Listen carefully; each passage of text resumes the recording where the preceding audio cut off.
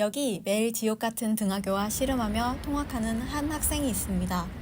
학생은 오늘도 여러 장애물을 헤치고 등굣길에 오릅니다. 과연 무사히 도착할 수 있을까요? 저는 매일 학교를 가기 위해서 버스를 타고 등교하는데요. 오늘도 한번 버스를 타고 등교를 해보겠습니다. 오늘은 부디 사람이 적게 탔으면 좋겠네요. 여느 때처럼 버스에 오르는데 입구부터 막힙니다. 인파를 뚫고 사이로 간신히 버스 카드를 찍습니다. 그런데 이런 내부는 학생들로 벌써 가득합니다. 버스가 출발한 지 채 2분도 안 돼 도착한 다음 정류장. 버스는 이미 꽉 차 더는 탈 공간이 없습니다. 이런 상황은 등굣길에만, 그것도 버스 안에서만의 일이 아닙니다. 저 멀리 버스가 오자 학생들은 먼저 타기 위해 밀치며 위험한 상황을 만들어냅니다. 또 버스 기사님은 그만 타라고 학생들에게 소리치기도 합니다. 그만 타, 그만 타. 무사들. 청소년들이 느끼는 혼잡 버스의 불편함은 어느 정도일까요? 거의 한 10번 타면 6번은 사람이 꽉 차가지고 버스를 못 타고요. 탔다고 하더라도 사람이 꽉 차가지고 불편하게 학교를 가는 경향이 많기 때문에. 손잡이 잡을 데가 많이 없다 보니까 그것 때문에 잡을 것도 없어서 좀 많이 흔들려서 위험한 경우도 많이 봤고, 저희가 광주 지역 청소년 153명에게 물었더니 그중 78명인 51%가 버스로 통학하고 있었습니다. 이들이 버스를 통해 등하교하며 느끼는 스트레스는 5점 만점에 4.15점으로 매우 높았습니다.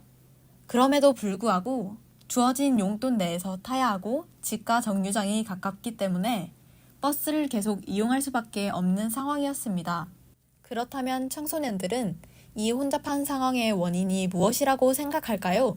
제가 생각하기엔 배차 시간이 너무 길어서 그것 때문에 사람이 너무 많이 몰리는 것 같습니다. 이렇게 청소년들은 버스 혼잡의 원인으로 특정 시간대에 탑승객이 몰려서와 버스 배차 간격이 길어서 라고 생각했습니다.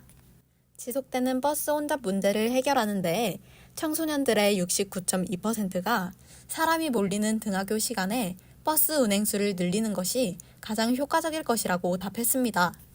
그렇다면 등하교 시간에 버스 운행수를 늘리는 대안은 실현 가능할까요? 저희는 이 대안이 실현 가능한지 광주시와 도로교통공학 전문가에게 여쭤봤습니다. 그러나 시의 재정, 다른 노선 간 배차 간격, 운수 종사자 휴게 시간 등의 문제가 연쇄적으로 얽혀 있고 단순히 버스 운행 횟수를 늘리는 것이 버스 혼잡 문제를 해결하는 대안으로 활용되기는 어렵다는 현실의 복잡함을 알게 되었습니다.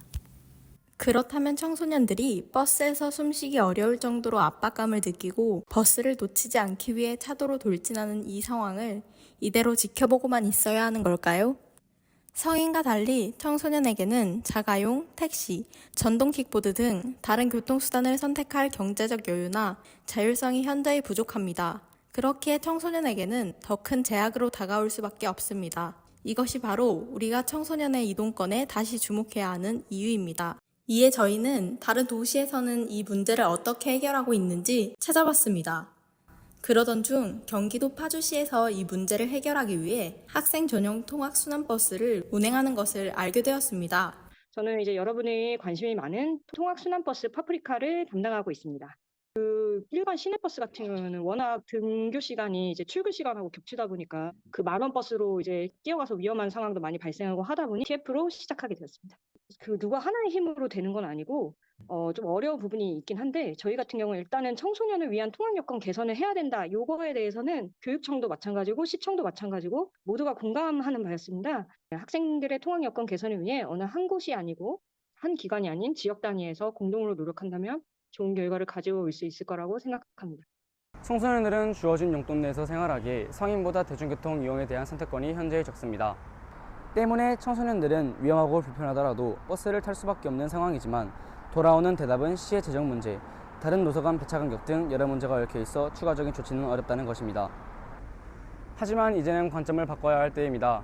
소 잃고 외양간 고치는 일이 없도록 청소년의 등하굣길 안전에 대한 지속적인 관심과 해결하고자 하는 의지가 절실합니다.